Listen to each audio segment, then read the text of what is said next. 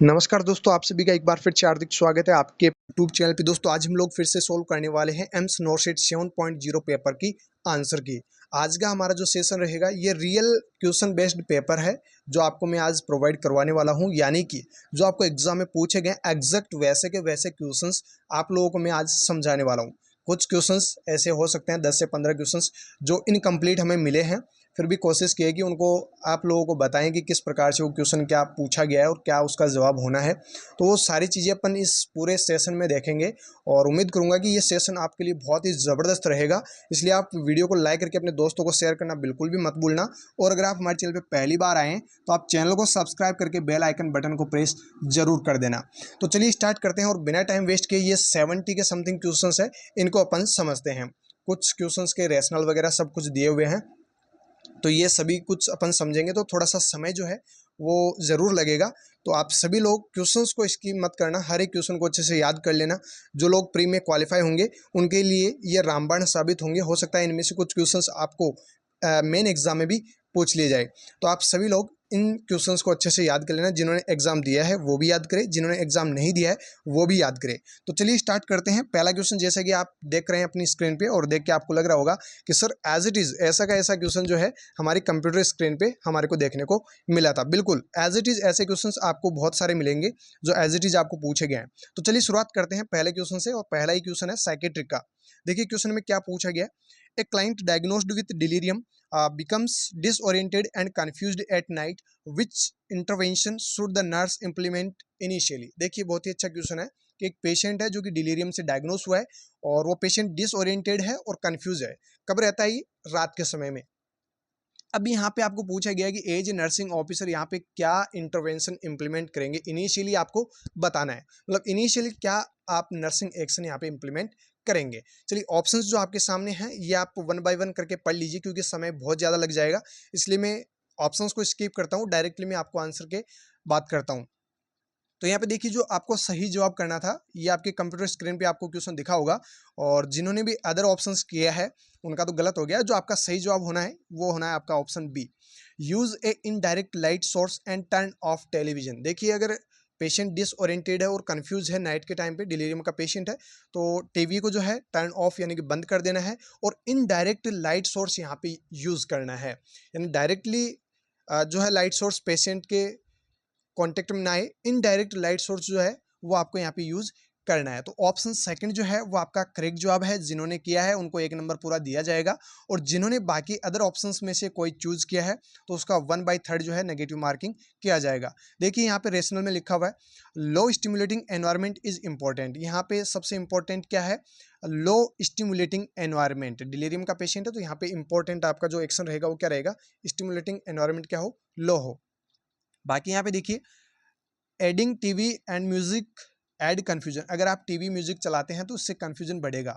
Moving patient next to nurse station में be become necessary to fall risk but it is not first choice. अगर patient गिर जाता है तो आपको जो है नेक्स्ट नर्सिंग स्टेशन पे लेके जाने की ज़रूरत होती है। बाकी यहाँ पे जो है ये कोई फर्स्ट चॉइस आपकी नहीं रहेगी।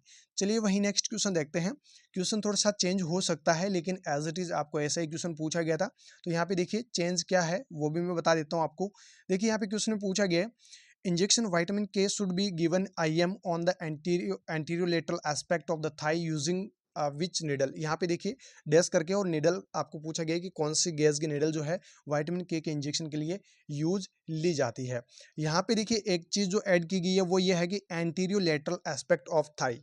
ये भी इंपॉर्टेंट है, इस बार नहीं पूछा गया बट हर बार पूछा जाता है कि बच्चे को IM इंजेक्शन लगाना है तो कौन से साइड से लगाते हैं, कौन से तरफ से लगाते हैं। तो IM तो आपको पता है लेकिन कौन सी रूट से किस साइड से लगाते हैं, तो आपको सही जवाब करना है anterior lateral aspect of thigh. ये एक्स्ट्रा पॉइंट है आपके लिए। बाकी ये आपको एग्जाम में क्वेश्चन में नहीं दिया गया था बट आपको याद करने के तौर से यहाँ पे इसको ऐड किया गया है। तो देखिए यहाँ पे जिन्होंने 26 गेज किया है यानी 26 गेज की जो निडल है वो विटामिन के इंजेक्शन को IM इंजेक्ट करने के लिए काम में ली जाती है। तो जिन्होंने 26 गेज किया है उनको पूरा पूरा नंबर मिलेगा। बाकी जिन्होंने अदर ऑप्शन किया है भाई नेगेटिव मार्किंग के लिए तैयार रहे। चलिए नेक्स्ट क्वेश्चन देखिए, बहुत ही अच्छा क्वेश्चन था और सिंपल सा क्वेश्चन था।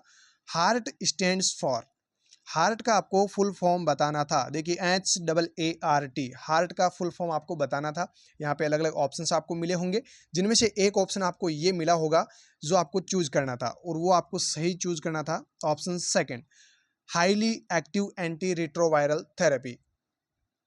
Highly active anti retroviral therapy जो है यहाँ पे हार्ट की फुल फॉर्म हो जाएगी, और यही आपको चूज करना था। बाकी जो है एक्यूरेट हो या फिर और कोई एंटी रिट्रोवायरल की जगह एंटीबायोटिक हो, ठीक है, तो वो सारे के सारे क्या है, एलिमिनेट करने वाले ऑप्शंस थे। चलिए यहाँ पे हार्ट की जो फुल फॉर्म है वो अपन ने देख ली है, वहीं यहाँ पे रेशनल में लिखी हुई है। चलिए नेक्स्ट क्वेश्चन देखिए। ये क्वेश्चन शायद थोड़ा सा डिफरेंट जरूर हो सकता है, बट जैसा क्वेश्चन जो है ये मेरे को मतलब कंप्लीट नहीं मिला है, बट देखते हैं इस क्वेश्चन को भी, हो सकता है ये नेक्स्ट नोटसेट में आपके काम आ जाए।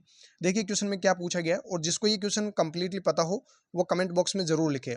The physician has ordered continuous positive airway pressure with the delivery of a patient high flow oxygen therapy.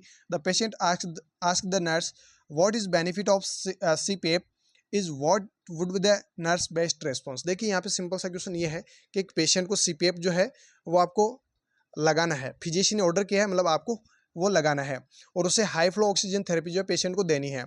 अब जो पेशेंट है वो आपको ये पूछता है कि CPAP का बेनिफिट क्या है, भाई ये क्यों मेरे को लगा रहे हो, इसका क्या काम है, ये आपको पेशेंट जनरली आपको पूछ ही सकता है। तो एज नर्सिंग ऑफिसर आप क्या बेस्ट रेस्पॉन्स उसको देंगे, ये आपको सिंपल सा पूछा गया है। तो देखिए यहाँ पे आपका जो सही जवाब होगा, ऑप्शन आप पढ़ते रहना, आपका यहाँ पे सही जवाब हो जाएगा option second, CPAP allow the lower percentage of oxygen to be used with a similar effect.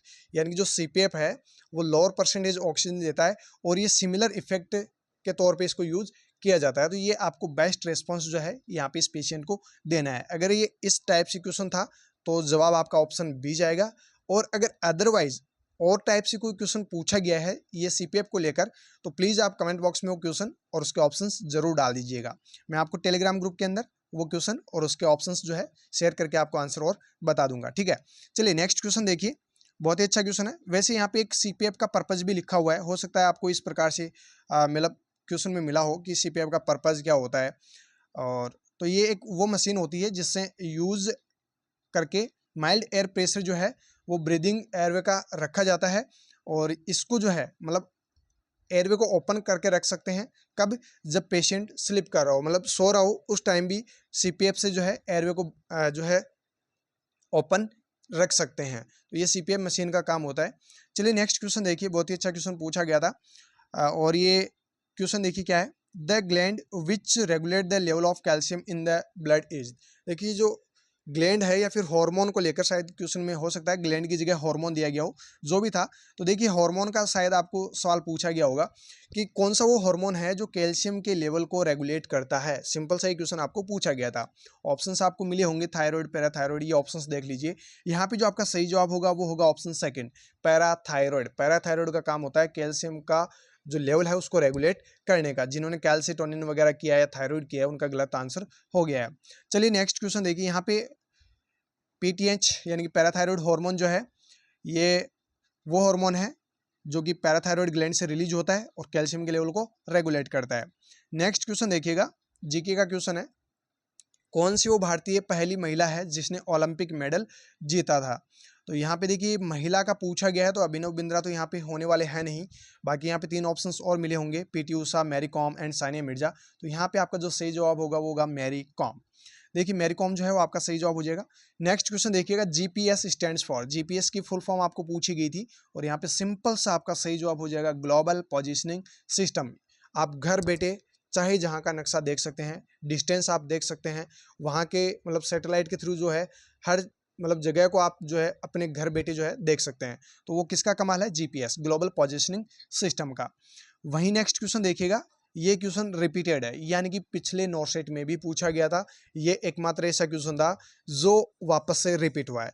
देखिए क्वेश्चन में आपको क्या पूछा गया था, nasopharyngeal tube are used in all except. शायद ये कॉन्ट्रा इंडिकेशन को लेकर सवाल पूछा गया था, वैसे एक्सेप्ट से नहीं था। कि नेजोफेरेंजियल ट्यूब जो है वो हर एक के सिचुएशन में या हर एक कंडीशन में काम में ले सकते हैं।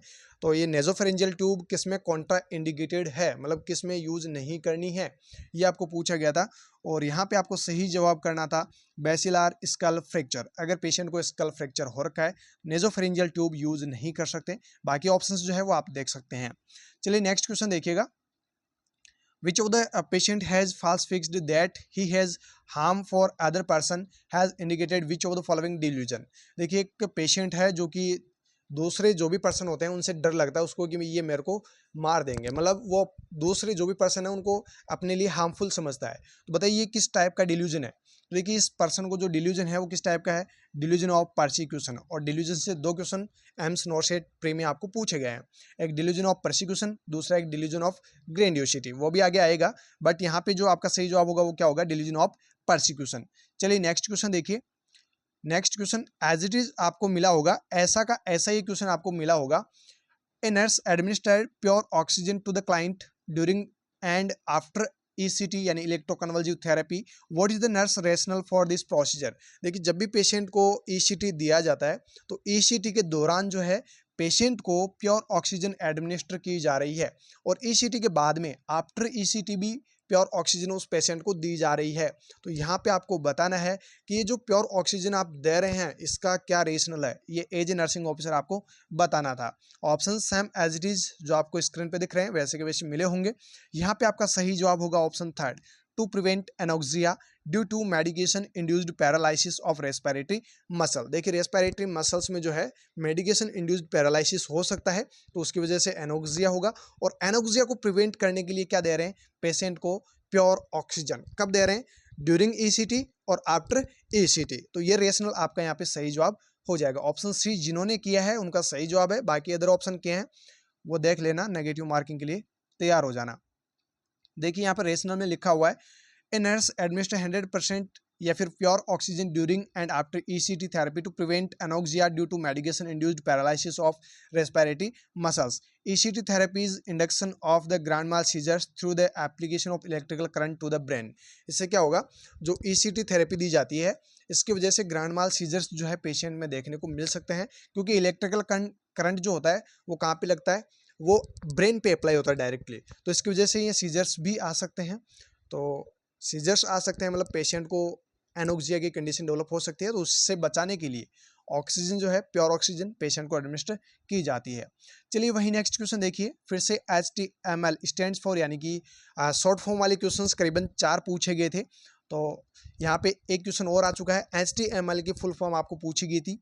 HTML की फुल फॉर्म होती है हाइपर टेक्स्ट मार्कअप लैंग्वेज, यानी कि ऑप्शन फोर्थ जो है वो आपका बिल्कुल करेक्ट जवाब है। बाकी आपको ऐसे ही ऑप्शन मिले होंगे जैसे आप अपने स्क्रीन पे देख पा रहे होंगे, और हो सकता है थोड़े से डिफरेंट भी हो।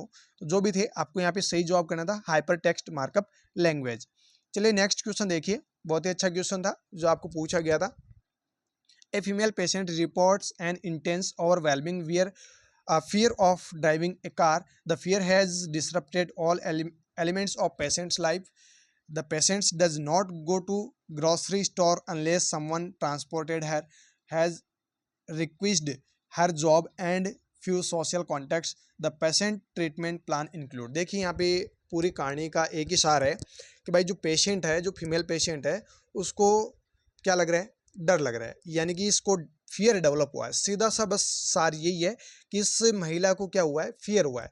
और फियर का जो ट्रीटमेंट है वो क्या होगा, फियर की आपने थेरेपी वगैरह पढ़ी होंगी, आपने पहले भी पढ़ा होगा कभी फोबिया का ट्रीटमेंट, और ये पहले भी पूछा जा चुका है एम्स में। इसलिए यहाँ पे बस थोड़ा सा डिफरेंट ये है कि यहाँ पे फियर पूछा है, वहाँ पे फोबिया का ट्रीटमेंट पूछा था। बात वही है, फियर बोल दो या फिर फोबिया बोल दो, भाई डर मतलब डर होता है, ठीक है। तो यहाँ पे देखिए ऑलमोस्ट इस महिला को फियर हो रखा है, तो इसके लिए जो ट्रीटमेंट प्लान रहेगा वो रहेगा यहाँ पे सिस्टेमिक डिसेंसिटाइजेशन। ऑप्शन डी जो है वो आपका बिल्कुल करेक्ट जवाब है, और जिन्होंने ऑप्शन डी लगाए हैं बिल्कुल पूरे पूरे उसको नंबर मिलने वाले हैं, ठीक है। तो ऑप्शन डी आपका यहाँ पे, ऑप्शन डी जो है वो आपका सही जवाब है। सॉरी यहाँ पे मिस प्रिंट हो गया, ये सिस्टेमिक डिसेंसिटाइजेशन जो है वो आपका यहाँ पे करेक्ट जवाब है, ठीक है। चलिए इसको थोड़ा सा करेक्शन कर लेना, बाकी पीडीएफ में हम फिर से करेक्शन कर देंगे। नेक्स्ट क्वेश्चन देखिएगा, a psychiatric mental health nurse who is teaching a couple how to use positive reinforcement technique with their child recommends. देखिए एक साइकेट्रिक मेंटल हेल्थ नर्स है और वो कपल्स को पॉजिटिव री इन्फोर्समेंट के बारे में बता रही है, यानी कि एक टेक्निक होती है पॉजिटिव री इन्फोर्समेंट कि वो अपने बच्चे पे कैसे क्या अप्लाई कर सकते हैं। पॉजिटिव री इन्फोर्समेंट का मतलब है किसी भी प्रकार से बढ़ावा देना, मतलब वो बच्चा भी हो सकता है एम्प्लॉय हो, तो उसका जो भी सीनियर होता है वो उसको बढ़ावा किसी भी प्रकार से पॉजिटिव री एनफोर्समेंट कर सकता है। तो यहाँ पे देखिए आपका सही जवाब जो होगा वो होगा option D, as it is. ऐसा का ऐसा क्वेश्चन आपको पूछा गया था, rewarding positive behaviour to promote their occurrence. देखिए बच्चा जो है अगर वो अच्छा काम कर रहा है तो उसको रिवार्ड देना है, रिवार्ड दोगे तो बच्चा जो है वो बिल्डअप करेगा, यानी कि उसको किसी भी चीज़ में जो है रुचि है, जैसे मान लीजिए पढ़ने में रुचि है, वो पहला स्थान ला रहा है क्लास में, तो उसको भाई रिवार्ड दो ना। तो इससे क्या होगा, बच्चा जो है वो ये सोचेगा कि अगली बार भी अपने को फर्स्ट आना है और एक रिवार्ड अपने को पाना है। करते नहीं है क्या, खूब सारे ऐसे पेरेंट्स होते हैं जो ये कहते हैं तू अगर फर्स्ट रैंक लेकर आता है तो मैं तेरे को साइकिल ला के दूंगा, अगर आप 10th के अंदर फर्स्ट रैंक लाते हो तो ये दूंगा। ऐसे कुछ मतलब रिवार्ड वो इसीलिए रखे जाते हैं ताकि बच्चा जो है मोटिवेट हो और वो अच्छे से अपनी तैयारी कर सके। अगर आपको मैं कह दूं कि मैं आपको 1 लाख रुपए दूंगा अगर नर्सिंग ऑफिसर में आप सिलेक्शन लेते हो तो बहुत सारे ऐसे लोग हो जाएंगे जो नर्सिंग ऑफिसर में सिलेक्शन ले लेंगे। तो ये क्या है, एक पॉजिटिव री इन्फोर्समेंट थेरेपी है, ठीक है। तो ये आपका ऑप्शन डी जो है वो करेक्ट जवाब है। चलिए नेक्स्ट क्वेश्चन देखिए, एब्लेटिव थेरेपी रेफर्स टू, यानी कि एब्लेटिव थेरेपी को लेकर सवाल पूछा गया था कि एब्लेटिव थेरेपी किसमें काम आती है इस प्रकार से, और हो सकता है ऑप्शंस थोड़े से चेंज हो, बट जो आपको सही जवाब करना था वो करना था to destroy abnormal and diseased tissue. जो भी डिजीज वाला टिश्यू है या फिर एबनॉर्मल टिश्यू है उसको डिस्ट्रॉय करना, उसको रिमूव करना या फिर डिस्ट्रॉय करना एब्लेशन थेरेपी के अंतर्गत आता है, एब्लेशन सर्जरी के अंदर आता है, ठीक है। चलिए नेक्स्ट क्वेश्चन देखिएगा, यहाँ पे वैसे एब्लेशन थेरेपी के बारे में और यहाँ पे डिटेल में देख सकते हैं, वही बात है जो मैंने आपको बताई है। चलिए नेक्स्ट क्वेश्चन देखिए, ऐसा का ऐसा क्वेश्चन आपको पूछा गया था, हो सकता है ऑप्शन एक आदि इधर उधर हो, बाकी ऐसा का ऐसा एज इट इज क्वेश्चन पूछा गया था। पेशेंट जो है वो हाइपरकैलेमिया का है और मेजर लाइफ थ्रेटनिंग कॉम्प्लिकेशंस इसमें हो सकते हैं। क्यों हो सकते हैं, क्योंकि पोटेशियम का लेवल बढ़ चुका है। तो अभी यहाँ पे ये पूछा गया है कि कौन सा ऐसा स्टेटमेंट है जो हाइपरकैलेमिया के कॉम्प्लिकेशंस को इंडिकेट करता है। तो आप सभी को पता है यहाँ पे मतलब इनडायरेक्टली आपको पूछ लिया ईसीजी को लेकर, ठीक है। ईसीजी को लेकर आप बता सकते हैं कि किस टाइप की ईसीजी हाइपरकैलेमिया में होती है। तो वो पहले आपको सिंपल सा क्वेश्चन पूछा जाता था कि ईसीजी मतलब हाइपरकैलेमिया में किस टाइप की ईसीजी होगी या फिर हाइपोकैलेमिया में कैसी होगी, वैसा ही क्वेश्चन है। तो यहाँ पे जो आपका सही जवाब होगा वो होगा ऑप्शन बी, कार्डियक डिसरिथमिया होगा अगर पोटेशियम का लेवल बढ़ जाता है तो।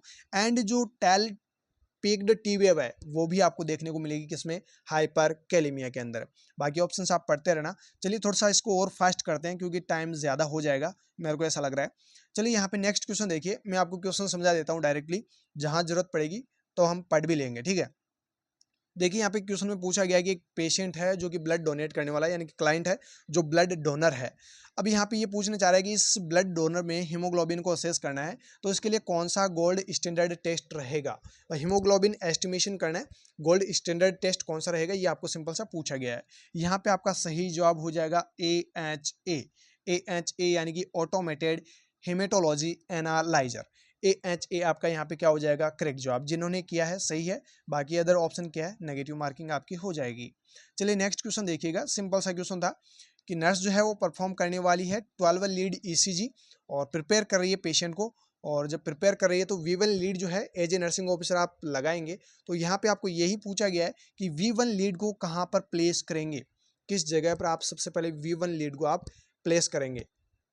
तो देखिए यहाँ पे जो आपका सही जवाब है वो आपका ऑप्शन फर्स्ट हो जाएगा। देखिए यहाँ पे एक ही ऑप्शन ऐसा मिला होगा जिसमें राइट ऑफ स्टर्नम लिखा था, बाकी सारे में लेफ्ट ऑफ स्टर्नम आपको मिला होगा। तो फोर्थ ICS जो है इस जगह पे V1 लीड को प्लेस किया जाता है। तो ऑप्शन ए जिन्होंने लिखा है वो सही जवाब है।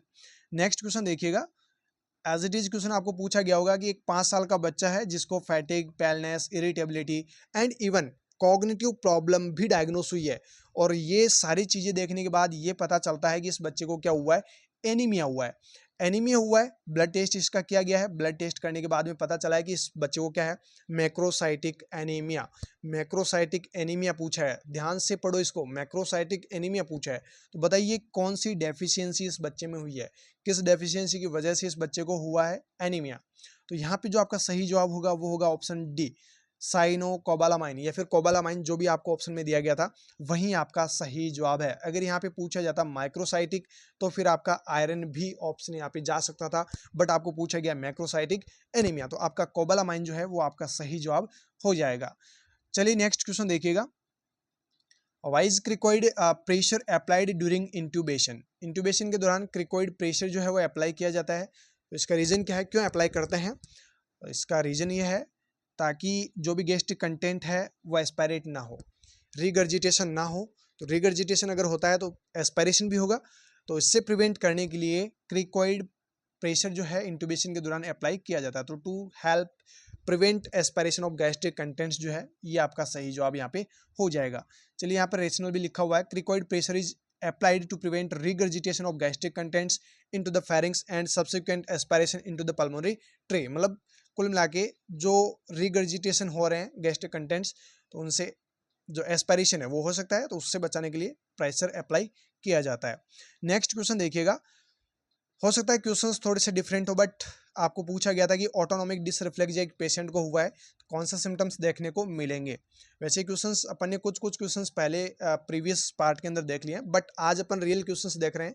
तो देखिए यहाँ पे जो आपका सही जवाब होगा वो होगा हाइपरटेंशन एंड ब्रेडिकार्डिया, यानी ऑप्शन ए जो है ये आपको सही जवाब करना था। तो अगर ऑटोनॉमिक डिसरिफ्लेक्सिया होता है तो हाइपरटेंशन एंड ब्रेडिकार्डिया आपको देखने को मिलेगा। हो सकता है क्वेश्चन जो है थोड़ा सा डिफरेंट हो, बट ऑप्शंस तो आपको ऐसे ही मिले होंगे सेम एज इट इज, जैसे कि हमें स्टूडेंट्स की तरफ से मिल पाए हैं। चलिए हम कोशिश हमने यही की है कि एज इट इज क्वेश्चंस आप लोगों को प्रोवाइड करें। चलिए नेक्स्ट क्वेश्चन देखिए। एज इट इज आपको पूछा गया होगा, which of the following symptoms do you expect to see in a patient diagnosed with acute pyelonephritis. देखिए एक्यूट पाइलोनेफ्राइटिस का पेशेंट है, तो इसमें कौन से सिम्टम्स आपको देखने को मिलेंगे, ये सिंपल सा क्वेश्चन पूछा गया था। यहाँ पे जिन्होंने ऑप्शन बी चूज किया है उनका बिल्कुल सही जवाब है। कोस्टोवर्टिब्रल एंगल टेंडरनेस एंड चिल्स जिन्होंने किया है उनका बिल्कुल सही जवाब है। जो फ्लैंक पेन के साथ में गए हैं और यहाँ पे उन्होंने ये नहीं देखा होगा कि जॉइंडिस भी यहाँ पे हो रहा है, मतलब ये तो एलिमिनेट हो गया। फ्लैंक पेन होता है बट यहाँ पे जॉइंडिस इसमें नहीं होगा, ठीक है। तो यहाँ पे जो आपका सही जवाब होगा वो क्या होगा, ऑप्शन बी, ठीक है। चलिए यहाँ पे और देख लीजिए सारी डिटेल। जो भी एक्यूट पाइलोनेफ्राइटिस के सिम्टम्स है उनमें चिल्स होगा, फ्लैंक पेन भी होगा और कोस्टोवर्टिब्रल एंगल टेंडरनेस होगा। इसलिए मैंने कहा है कि फ्लैंक पेन जो इसके साथ में गए हैं उन्होंने इसको नहीं देखा है कि जॉइंडिस भी इसमें साथ में लिखा है, तो ये क्या हो जाएगा आपका एलिमिनेट यहाँ पे हो जाएगा। तो यहाँ पे फ्लैंक पेन तो होगा बट जॉइंडिस नहीं होगा, तो यहाँ पे ऑप्शन जो सेकंड है वो बिल्कुल करेक्ट जवाब है।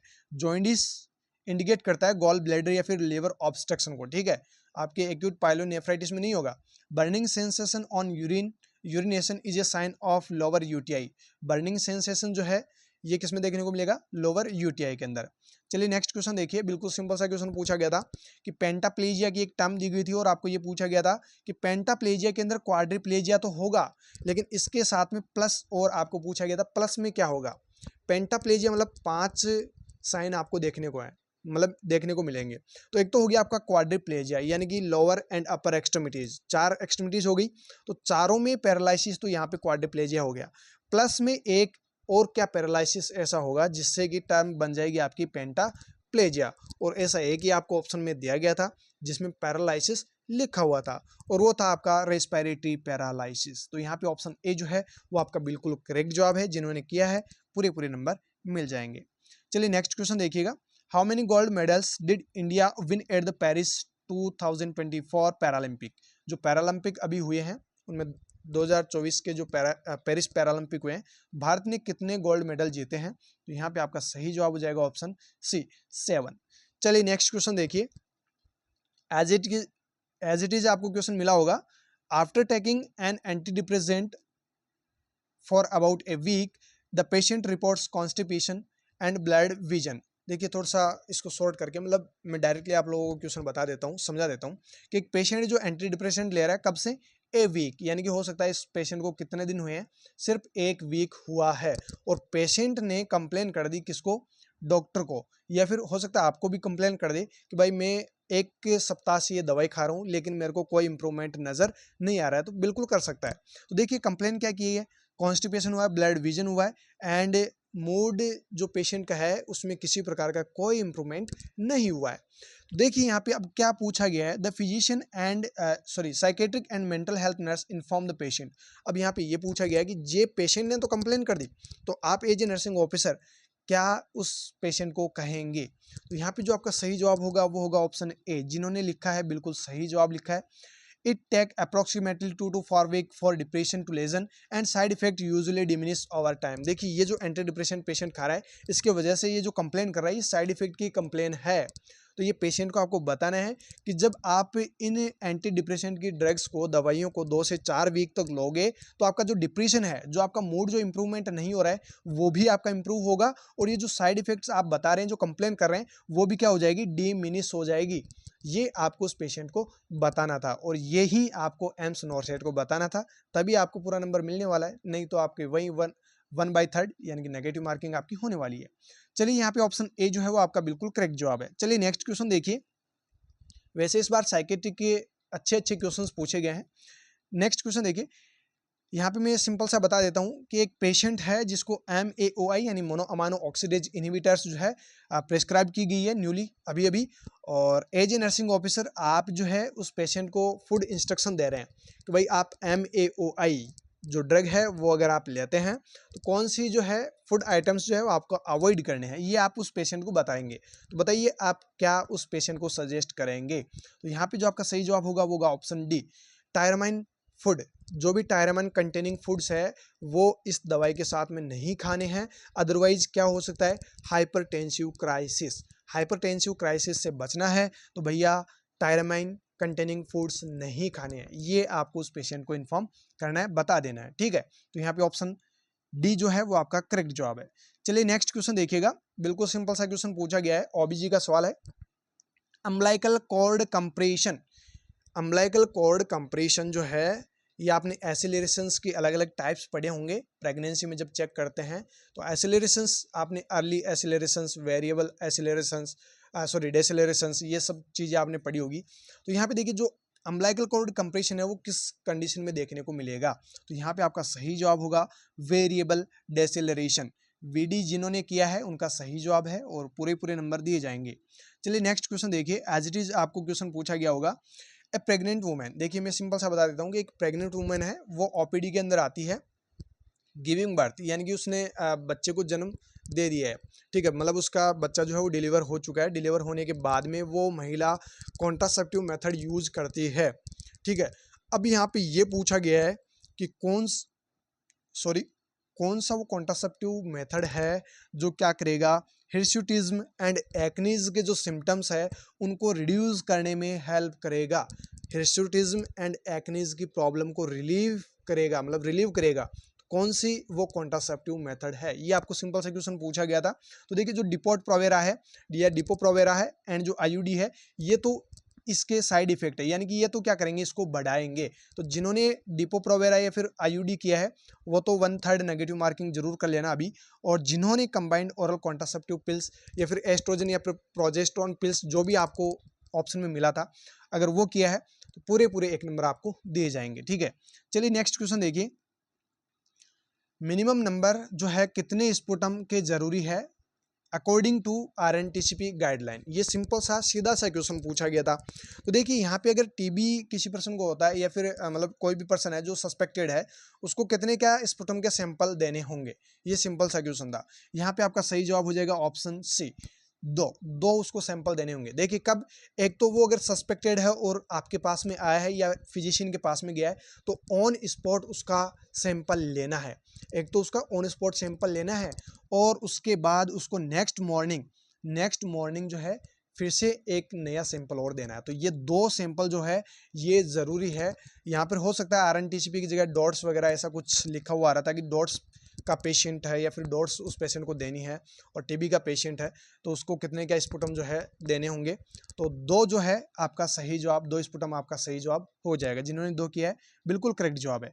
चलिए नेक्स्ट क्वेश्चन देखिए, सेंट क्रॉमन जिसका आपको यहाँ पे साल्ट नेम भी दिया गया होगा, एंड ये non hormonal non steroidal contraceptive medicine है जो कि इंडिया में किस नाम से प्रचलित है, ये आपको पूछा गया था। और यहाँ पे आपका सही जवाब हो जाएगा छाया एंड सहेली, यानी छाया और सहेली जो है ये आपके non hormonal non steroidal contraceptive pills है। ठीक है, बाकी जो ऑप्शंस दिए गए हैं वो सारे के सारे रॉन्ग है। चलिए नेक्स्ट क्वेश्चन देखिए, यहाँ पे आपको पेरिनियल टियर का क्वेश्चन पूछा गया था और ये फेमस क्वेश्चन है। जब भी ऐसा क्वेश्चन पूछा जाता है आप बिना देखे आप सेकंड जो है आप ऑप्शन में कर दिया करो। वैसे मतलब आपको देखना तो है, बट अगर आपको ये पूछा जाए कि पेरिनियल टियर हुए हैं और उसमें जो है पेरिनियल मसल्स तो इन्वॉल्व है, लेकिन एनाल स्फिंक्टर जो है वो इन्वॉल्व नहीं है। ये most common type perineal tear है, मोस्ट कॉमन पेरिनियल टियर होता है जो कि सेकंड टाइप का होता है। तो यहाँ पे जो आपका सही जवाब होगा वो कौन सा होगा, सेकंड पेरिनियल टियर। मतलब मेरा ये कहने का है कि ऑलमोस्ट जितने भी पेरिनियल टियर से क्वेश्चन पूछे गए हैं वो ऑलमोस्ट सेकंड पेरिनियल टियर से ही आज तक पूछे गए हैं। ठीक है, नेक्स्ट क्वेश्चन देखिएगा। वैसे यहाँ पे नेक्स्ट क्वेश्चन में बढ़ने से पहले यहाँ पे first degree, second degree, third degree and fourth degree ये आप देख लीजिए। इसमें जो है एनाल स्फिंक्टर तक स्प्रेड नहीं होता है, यानी कि अफेक्ट नहीं करता, वो सेकंड डिग्री होता है। थर्ड डिग्री में एनाल स्फिंक्टर तो अफेक्टेड होगा लेकिन रेक्टल म्यूकोजा अफेक्ट नहीं होगी। हो सकता है आपको ये भी दे दे, तो इसको थोड़ा सा याद जरूर कर लेना। बाकी ऑलमोस्ट आपको पूछा जाएगा। तो आज तक के जितने भी एग्जाम हुए हैं सेकंड डिग्री पेरिनियल टियर के ही क्वेश्चंस पूछे गए हैं। हो सकता है आपको नेक्स्ट एग्जाम में कोई अदर टियर से डिग्री से आपको सवाल पूछ ले। और जो फोर्थ डिग्री है उसमें रेक्टल म्यूकोजा भी इन्वॉल्व हो जाएगी। पहले डिग्री में क्या होगा, सिर्फ सुपरफिशियल स्किन और लेबिया माइनर जो है वही इंक्लूड होगी, एनाल स्फिंक्टर जो है वो इंक्लूड नहीं होगा। तो ये चारों डिग्री आप याद जरूर कर लेना। नेक्स्ट क्वेश्चन देखिएगा, हाउ मेनी ट्रेंड नर्स या फिर personnel are required to neonatal resuscitation. ये इनकम्प्लीट क्वेश्चन था, बट न्यूनेटल रिससिटेशन को लेकर क्वेश्चन पूछा गया था कि एक बच्चा है जो कि हाई रिस्क का है और उसको न्यूनेटल रिससिटेशन करना है, तो कितने क्या नर्सेज या फिर ट्रेंड पर्सनस की जरूरत पड़ेगी। तो यहाँ पर भी आपको सही जवाब क्या करना था, दो पर्सन की जरूरत पड़ेगी। अगर हाई रिस्क का पेशेंट है यानी कि बच्चा है और उसको न्यूनेटल मतलब जो न्यूनेट है उसको रिससिटेट करना है, तो 2 लोगों की जरूरत पड़ेगी। चलिए नेक्स्ट क्वेश्चन देखिएगा, यहाँ पे एक स्टेटमेंट दिया गया था, मतलब अलग अलग ऑप्शंस दिए गए थे और उनको करेक्ट आपको मैच करना था। और कुछ पल्स को लेकर, कुछ पल्स की जो डिफॉर्मिटीज है उनको लेकर यहाँ पे सवाल जो है वो आपको लोगों को पूछा गया था। तो चलिए यहाँ पे देखिए, पहला ऑप्शन देखिए, सॉरी ऑप्शन नहीं है यहाँ पे, मतलब डायरेक्टली अपन समझते हैं इसको। पल्स जो डेफिसिट है, पल्स डेफिसिट जो है वो आपको देखने को मिलेंगी किसमें, एट्रियल फिब्रिलेशन के अंदर। पल्स जो पैराडॉक्सिकस है वो आपका ऑप्शन डी रह गया नीचे, पेरिकार्डाइटिस उसके अंदर देखने को मिलती है। ठीक है, नेक्स्ट है पल्स अल्टरनेस। पल्स अल्टरनेस जो है वो आपको देखने को मिलेगी लेफ्ट वेंट्रिकुलर फेलियर के अंदर। ठीक है, और जो आपकी नीचे लास्ट में जो एक और बच गई है वो है water hammer pulse. Water hammer pulse जो है वो आपकी आयोटिक रीगर्जिटेशन के अंदर देखने को मिलेगी, यानी कि 1 के अंदर सी, 2 के अंदर डी, 3 के अंदर बी और 4 के अंदर ए।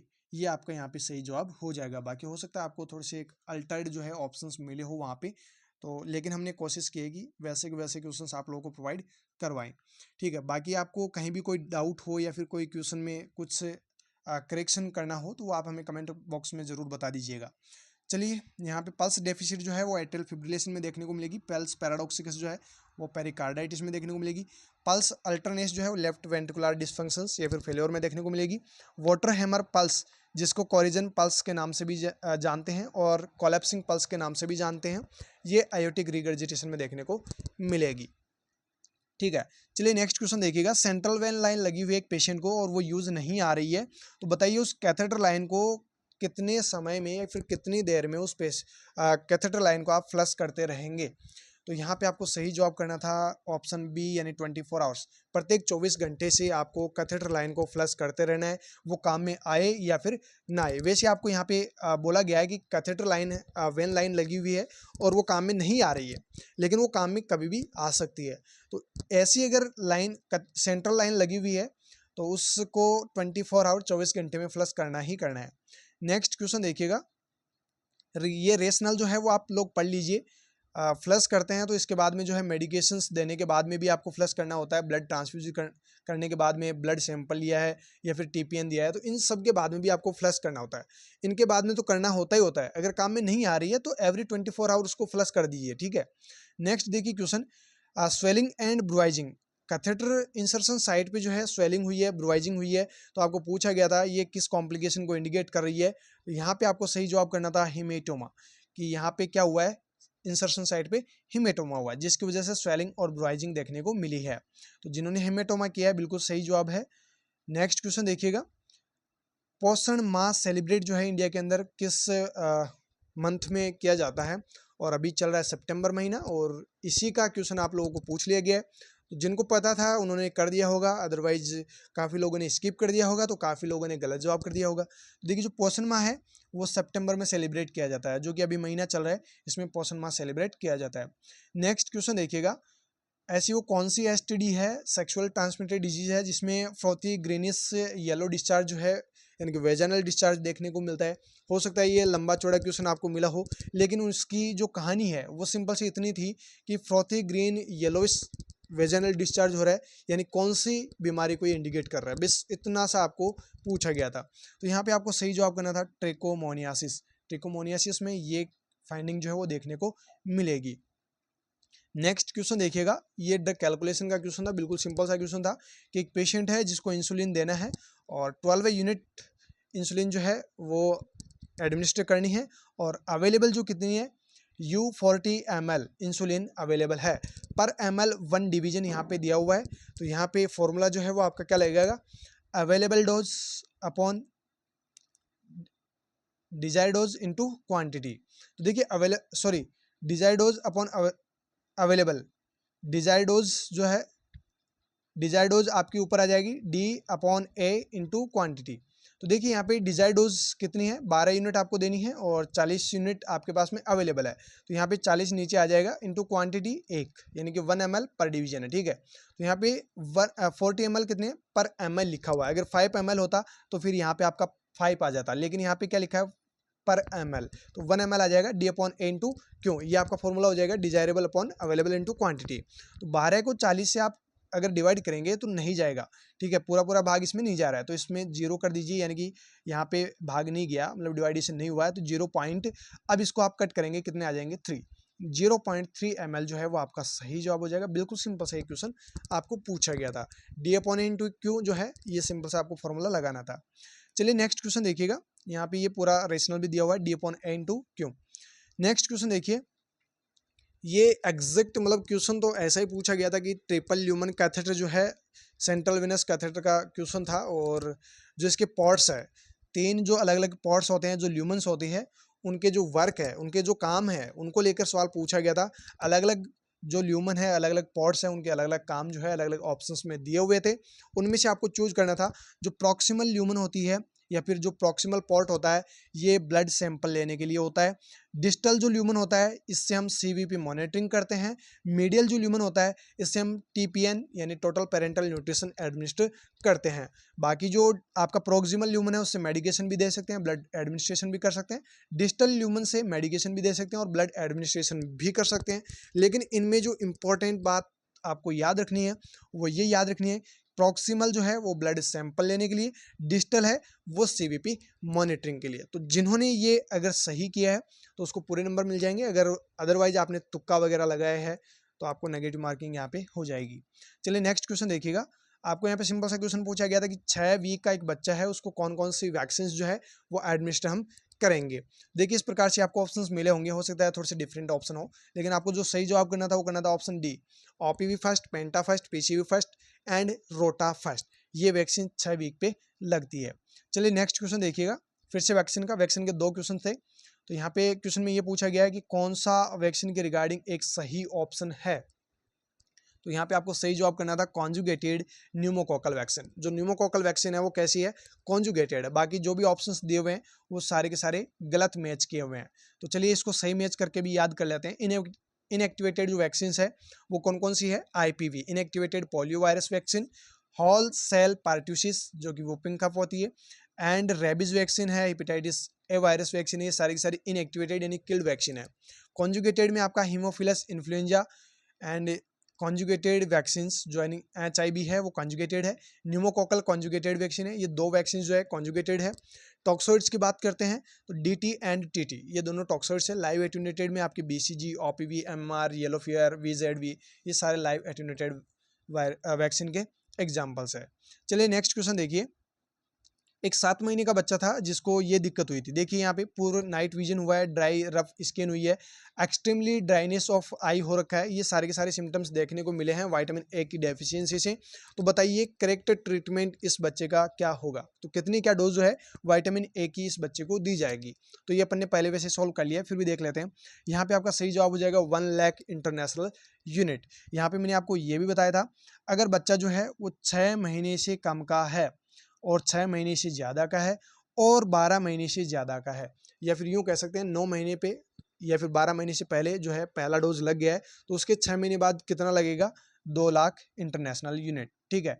और इससे पहले 6 महीने से ज़्यादा का है तो 1 लाख इंटरनेशनल यूनिट, और 6 महीने से कम का है 50,000 इंटरनेशनल यूनिट। तो यहाँ पे बच्चा कितना है, कौन से महीने का है? 7वें महीने का। तो भाई यहाँ पे आपका सही जवाब क्या हो जाएगा? Option first. चलिए नेक्स्ट क्वेश्चन देखिए, यहाँ पे रेशनल में भी लिखा हुआ है। वंदे मातरम स्कीम जो है वो किससे रिलेटेड है? Immunisation, nutritional programme, improve antenatal and postnatal care, all of the above. तो यहाँ पे आपका सही जवाब हो जाएगा improve antenatal and postnatal care. Next question देखिएगा, यहाँ पे नेक्स्ट क्वेश्चन से पहले ये जो स्कीम है ये कब लॉन्च हुई है? हो सकता है नेक्स्ट आपको नोट सेट में यानी मेन एग्जाम में आपको पूछ ली या फिर नेक्स्ट नोट सेट में आपको पूछ ले। तो याद रखना है 9 फरवरी 2024 को वंदे मातरम स्कीम लॉन्च की गई थी और इसका मेन जो मोटिव था वो ये था, improve antenatal and postnatal care. Next question देखिएगा, ये इसके जो ऑप्शन है वो प्रॉपर नहीं मिल पाए, लेकिन क्वेश्चन आपको पूछा गया था प्लेटलेट ट्रांसफ्यूजन को लेकर कुछ स्टेटमेंट्स दिए हुए थे और उनमें से आपको ट्रू स्टेटमेंट बताना था। तो यहाँ पे आपको सही जवाब करना था, it should be administer rapidly with in 15 to 30 minute. जो प्लेटलेट है ट्रांसफ्यूजन उसका जब कर रहे हैं तो ये रैपिडली करना होता है 15 से 30 मिनट के अंदर। एक ऑप्शन और भी मिला था कि 4 घंटे में एडमिनिस्टर करना है, तो वो गलत है। वो कितनी देर में करते हैं अपन प्लेटलेट को? 15 से 30 मिनट के अंदर रैपिडली करते हैं। क्रॉस मैच की इसमें जरूरत नहीं पड़ती। ये ऑप्शन भी शायद आपको दिया गया होगा। एक क्या ऑप्शन था वो मेरे को भी नहीं मिला है। चलिए नेक्स्ट क्वेश्चन देखिएगा, ऐसी वो कौन सी ड्रग है जिसमें नर्स को डबल चेक करने की जरूरत है, यानी कि डबल नर्स को जो है चेक करने की जरूरत है? तो ऐसी कौन सी वो ड्रग है? तो यहाँ पे 3 जो ड्रग है, दो तो आपको यहाँ पे पेन रिलीफ की ड्रग दे रखी है, एक एंटीबायोटिक आपको दी हुई है और एक एंटीकोएगुलेंट दी हुई है। तो यहाँ पे आपका सही जवाब हो जाएगा हिपेरिन, एंटीकोएगुलेंट। चलिए नेक्स्ट क्वेश्चन देखिए, एक 25 साल की महिला है जो कि बार बार हैंड वॉशिंग करती है और वो ये सोचती है कि मेरे हाथ जो है वो अभी भी क्या है, कंटामिनेटेड है और जर्म्स लगे हुए हैं। तो अगर ऐसी महिला जो बार बार अपने हाथों को धो रही है, मतलब इसको साइकेट्रिक बीमारी तो हुई है, लेकिन कौन सी बीमारी से ये जूझ रही है यही आपको पूछा गया था। तो ये आपको सिंपल सा जवाब हो जाएगा ओसीडी, ऑब्सेसिव कंपल्सिव डिसऑर्डर इसको हुआ है। चलिए नेक्स्ट क्वेश्चन देखिएगा, यहाँ पे नेक्स्ट क्वेश्चन ये शायद अपना हो चुका है, कोई बात नहीं है, डबल हो चुका, कोई दिक्कत नहीं है, डबल हो गया। तो नेक्स्ट क्वेश्चन देखिए, एक पेशेंट है जो कि ड्रिंक करता है अल्कोहल, और अल्कोहल ड्रिंक करने वाले पेशेंट को डाइसल्फाम थेरेपी चलाई गई है ताकि वो जो है दारू पीना छोड़ दे। लेकिन उसने क्या किया, डाइसल्फाम की जो टेबलेट है वो भी खा ली, और टेबलेट खाने के बाद में कुछ समय बाद उसने दारू का इंटेक भी कर लिया, यानी कि दारू भी उसने पी ली। अब दारू अगर पी ली है मतलब ड्रग भी ले ली, दवाई भी ले ली और दारू भी पी ली, मतलब उसको साइड इफेक्ट्स तो होने मतलब 100% उसको साइड इफेक्ट्स आने ही आने हैं। तो देखिए क्या क्या उसको देखने को मिला है, उसको हेडेक होना स्टार्ट हो गया, फ्लशिंग होना स्टार्ट हो गया, वॉमिटिंग, वीकनेस, चेस्ट पेन, ये सब कुछ उस पेशेंट में देखने को मिल रहा है।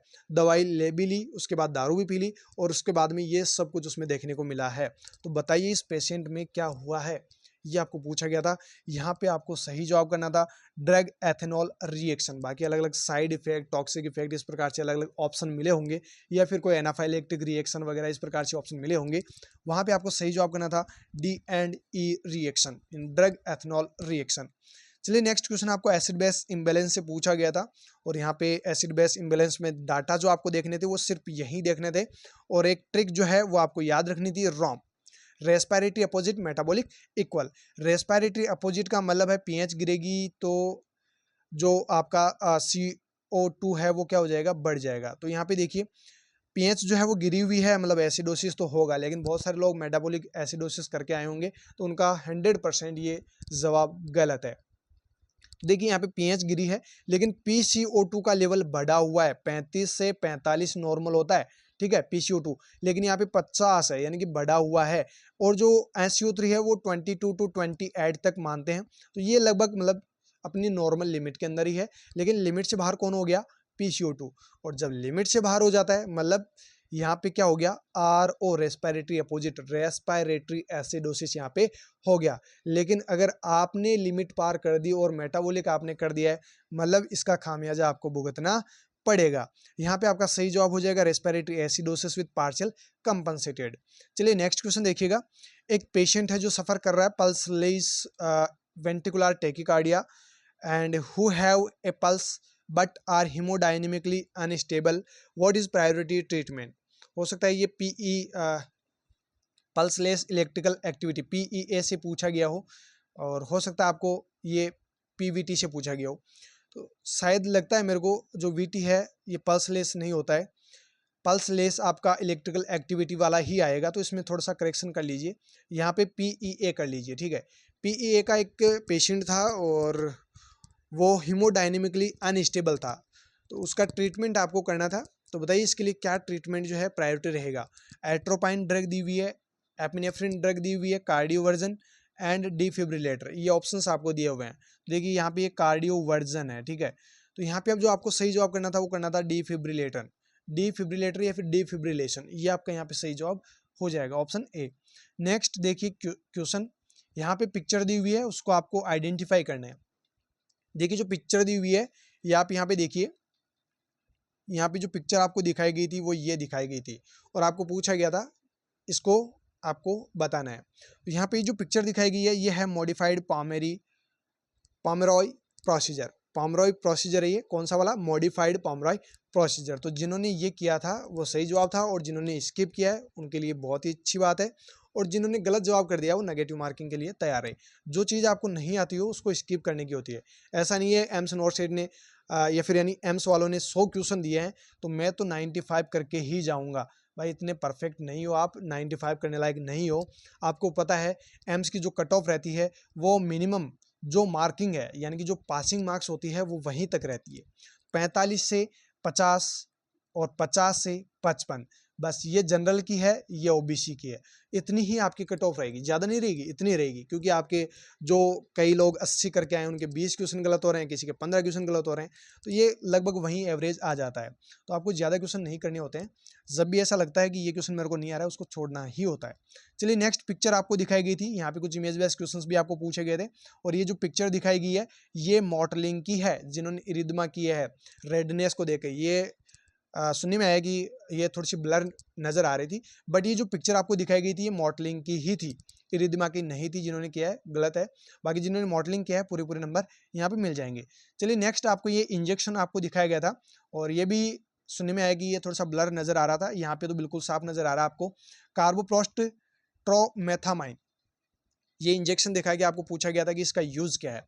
तो इसका यूज़ जो है वो पीपीएच में होता है, लेकिन यहाँ पे ये जो इंजेक्शन है इसका मतलब अबॉर्शन और पीपीएच दोनों में ही काम में आता है ये। लेकिन सबसे ज़्यादा मोस्टली जो ये इंजेक्शन है काम में लेते हैं किसमें? पीपीएच में। तो सबसे ज़्यादा एक्शन जो है इसका पीपीएच में होता है, इसलिए इसको ज़्यादा से ज़्यादा यूज़ कहाँ पे लेते हैं? पीपीएच में, और पीपीएच ही आपका यहाँ पे सही जवाब माना जाएगा।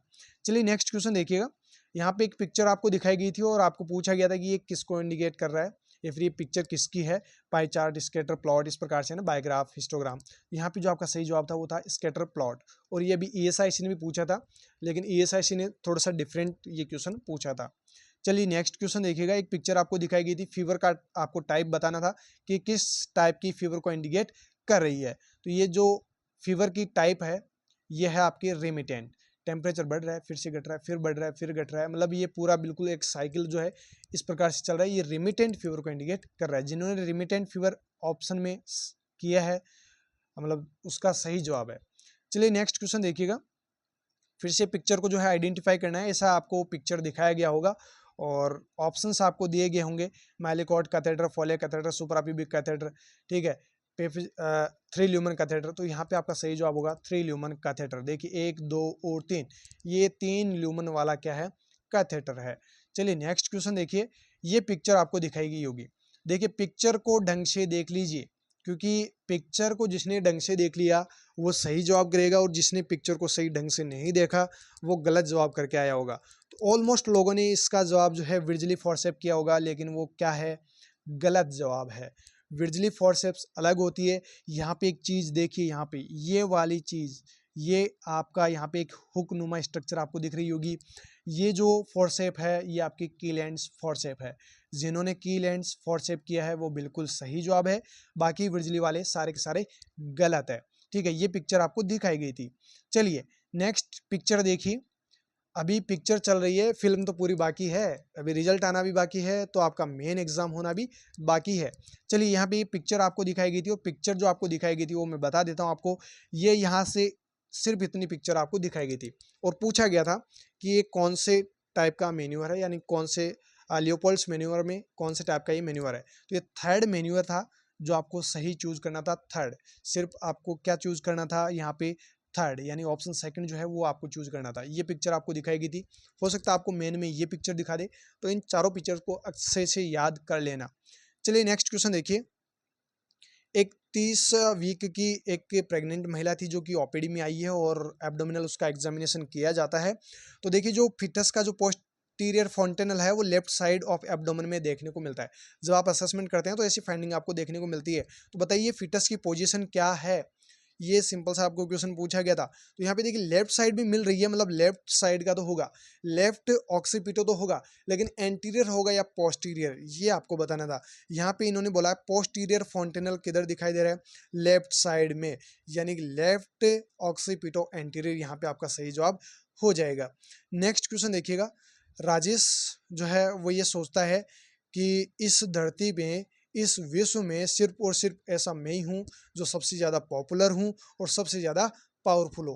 तो ये क्या है, उसका बैम है, यानी कि उसको साइकेट्रिक प्रॉब्लम है। राजेश को ऐसा राजेश नहीं है जैसा वो सोच रहा है, ये उसका बैम है, उसको ये बीमारी है। तो वो बीमारी कौन सी है, डिल्यूजन ऑफ ग्रैंडियोसिटी। तो ये दो क्वेश्चन डिल्यूजन के आपको पूछे गए थे। नेक्स्ट क्वेश्चन देखिए। एक बच्चा था और उसका एक ग्रोथ चार्ट भी दिखाया गया होगा, कोई बात नहीं, ग्रोथ चार्ट देख लेना, वैसे मैं आपको शेयर कर दूंगा। बट ग्रोथ चार्ट से अपने को कुछ लेना देना है नहीं, वैसे सिर्फ वो आपको एक बस मेंटली, मतलब आपको दिखाने के लिए भाई कि ऐसा ग्रोथ चार्ट जो है वो आता है। और आपको जो सिंपल सा क्वेश्चन जो पूछा गया था वो ये पूछा गया था कि 2 साल का बच्चा है और उसका वेट जो है वो 7.5 किलो है। बताइए इसको कौन सा प्रोटीन मतलब माल न्यूट्रिशन इसको हुआ है, यानी ये किसको इंडिकेट कर रहा है। तो देखिए यहाँ पे दो चीज़ें आपको दी गई थी। एक तो आपको दी गई थी एज, क्या दी गई थी, एज, कितने साल का, 2 साल का। एक आपको दिया गया था वेट, मतलब वेट से मतलब एज के अकॉर्डिंग वेट आपको मेजरमेंट करना है। ये सबसे ज़्यादा कहाँ पे होता है, आंगनवाड़ी पे, मतलब आंगनवाड़ी वर्कर्स होते हैं वो एज के अकॉर्डिंग बच्चे का वेट मेजर करती है, और ये सबसे कॉमन है, सबसे कॉमन ये है। ठीक है, तो यहाँ पे देखिए जो ये कंडीशन आपको दी गई है इसमें आपको पता ही है कि 6 महीने पे डबल वेट हो जाता है, और 1 साल पे ट्रिपल हो जाता है, 2 साल पे क्वाड्रिपल, यानी कि 3 किलो का अगर बच्चा है और अगर 2 साल हुए हैं तो क्वाड्रिपल, यानी कि 12 किलो बच्चे का वजन होना चाहिए। लेकिन बच्चे का वजन कितना हो रहा है, 7.5 किलो, यानी बच्चा क्या है, सीवियरली अंडरवेट है। बाकी जिन्होंने वास्टिंग स्टंटिंग कुछ भी कर दिया है वो गलत है। सीवियर अंडरवेट आपका यहाँ पे सही जवाब हो जाएगा। एज फॉर वेट, यानी कि वेट फॉर एज या फिर एज फॉर वेट जो भी है, यहाँ पे आपको सही जवाब करना था सीवियर अंडर वेट। चलिए नेक्स्ट क्वेश्चन देखिएगा।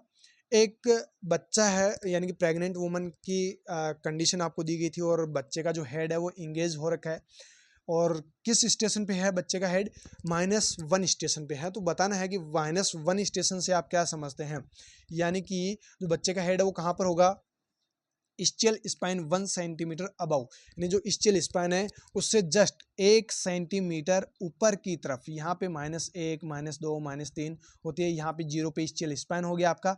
ठीक है, और यहाँ पे नीचे +1 +2 इस प्रकार से। ठीक है, तो यहाँ पर -1 पे बच्चे का हेड जो इंगेज है, तो ये इंडिकेट कर रहा है स्टियल स्पाइन 1 सेंटीमीटर अबव। ठीक है, नेक्स्ट क्वेश्चन देखिए। एक बच्चा है जो कि जिसकी डिलीवरी करवाई गई है, किससे, फोर्सेप्स डिलीवरी करवाई गई है, मतलब फोर्सेप्स डिलीवरी हुई है बच्चे की, और बच्चे की डिलीवरी प्रॉपर्ली अच्छे से हो चुकी है। लेकिन बच्चे को एसिमेट्रिकल मोरल रिफ्लेक्स जो है वो देखने को मिल रहे हैं। तो बताइए एसिमेट्रिकल जो मोरल रिफ्लेक्स हुए हैं इसका रीजन क्या है, ये किस वजह से हो सकते हैं। ऐसी कुछ न कुछ फोर्सेप्स डिलीवरी के दौरान इंजरी हुई होगी जिसकी वजह से बच्चे में एसिमेट्रिकल मोरल रिफ्लेक्स डेवलप हुए हैं। यहाँ पे आपका सही जवाब हो जाएगा ब्रैकियल प्लेक्सस। ब्रैकियल प्लेक्सस में इंजरी की वजह से एसिमेट्रिकल मोरल रिफ्लेक्स देखने को मिल रहे हैं। चलिए नेक्स्ट क्वेश्चन आपको पूछा गया था, यहाँ पे स्टेथोस्कोप है, ये वी को इसको कट कर दीजिए। देखिए यहाँ पे टाइपिंग मिस्टेक तो कहीं हो सकती है, तो वो तो करेक्शन कर लेंगे। बाकी कोई क्वेश्चन अगर आपको पता हो और उसके ऑप्शंस एग्जैक्ट पता हो तो वो आप हमें कमेंट बॉक्स में ज़रूर बताइएगा। चलिए ब्लड प्रेशर जो है वो मेजर करते हैं स्टेथोस्कोप से, और जब ब्लड प्रेशर मेजर करते हैं तो इसमें स्टेथोस्कोप का बेल वाला पार्ट, जो बेल वाला पार्ट है उससे अपन साउंड सुनते हैं, तो वो किस जगह पे बेल वाले पार्ट को अपन प्लेस करते हैं वो आपको पूछा गया है। ये इनकम्प्लीट क्वेश्चन है। बेल वाला जो पार्ट होता है वो कहाँ पर प्लेस करके हम वो साउंड सुनते हैं, तो ब्रेकियल आर्टरी जो है वो आपका यहाँ पे सही जवाब हो जाएगा। ब्रेकियल आर्टरी से वो साउंड अपन सुनते हैं। चलिए नेक्स्ट क्वेश्चन देखिए, वेंटिलेटर एसोसिएटेड न्यूमोनिया। एक पेशेंट था जो कि वेंटिलेटर पे था और उसको वेंटिलेटर एसोसिएटेड न्यूमोनिया हुआ है। तो बताइए इस पेशेंट को वेंटिलेटर एसोसिएटेड न्यूमोनिया से बचाना है, प्रिवेंट करना है, तो क्या मेजरमेंट रहेगा, क्या आपकी नर्सिंग प्रायोरिटी रहेगी। तो भैया इस पेशेंट को आप क्लोरीहेक्सिडिन से डेली ओरल केयर जो है प्रोवाइड करवाते रहे जिससे कि इसको वेंटिलेटर एसोसिएटेड न्यूमोनिया ना हो। तो यहाँ पे आपका प्रायोरिटी एक्शन क्या रहेगा, providing oral care with chlorhexidine. Next question देखिएगा, पिक्चर है जिसको आइडेंटिफाई आपको करना था, और अगर ऐसा आपको पिक्चर दिखाया गया था जैसा कि आप यहाँ स्क्रीन पे देख पा रहे हैं, अगर ऐसा आपको पिक्चर दिखाया गया था तो ये पिक्चर आपका था एट्रियल फिब्रिलेशन का, यानी एट्रियल फिब्रिलेशन को ये पिक्चर इंडिकेट कर रहा है। ये ईसीजी है एट्रियल फिब्रिलेशन की। चलिए नेक्स्ट क्वेश्चन देखिएगा, एक बच्चा है जो कि ओपीडी में आया है और बच्चे को मतलब प्रोबेबली वो डायग्नोस हुआ है मिजल्स से। उस बच्चे को क्या हो रखा है, मिजल्स। ये प्रोबेबली डॉक्टर ने डायग्नोस किया है पीएनसी पे आने के बाद में, और जब एग्जामिनेशन किया जाता है तो बच्चे के माउथ के अंदर कुछ वाइट लीजन्स जो है बकल म्यूकोजा में देखने को मिलता है। कहाँ पे, सेकेंड मोलार टूथ के पास में। तो बताइए ये फाइंडिंग जो आपने देखी है ये किसको इंडिकेट कर रही है। मिजल्स में क्या देखने को मिलता है, कॉप्लिक्स स्पॉट। तो भैया ये कॉप्लिक्स स्पॉट को ही इंडिकेट कर रहा है। ये किसको इंडिकेट कर रहा है, कॉप्लिक स्पॉट्स को। चलिए नेक्स्ट क्वेश्चन देखिएगा, a pregnant woman who has a previous history of kidney disease. हो सकता है ये कुछ अलग टाइप से क्वेश्चन हो। तो देखिए यहाँ पे पेशेंट है, उसको प्रीवियस किडनी डिजीज रही है, पेशेंट कंप्लेन कर रहा है, स्वेलिंग, बैक पेन, एक्सट्रेक्स इटिशीज, यानी और भी कोई सिम्टम्स देंगे होंगे।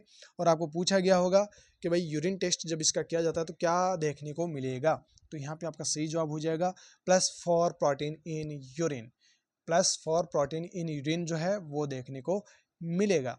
प्रोटीन यूरिया, मतलब प्रोटीन यूरिया हो रहा है तभी तो इसको क्या हो रही है, स्वेलिंग। ये स्वेलिंग से आप समझ जाते तो आपका ये सही जवाब हो जाता। तो जिन्होंने 4+ प्रोटीन इन यूरिन किया है तो उनका तो सही जवाब है, और जिन्होंने नहीं किया है उनका गलत जवाब है।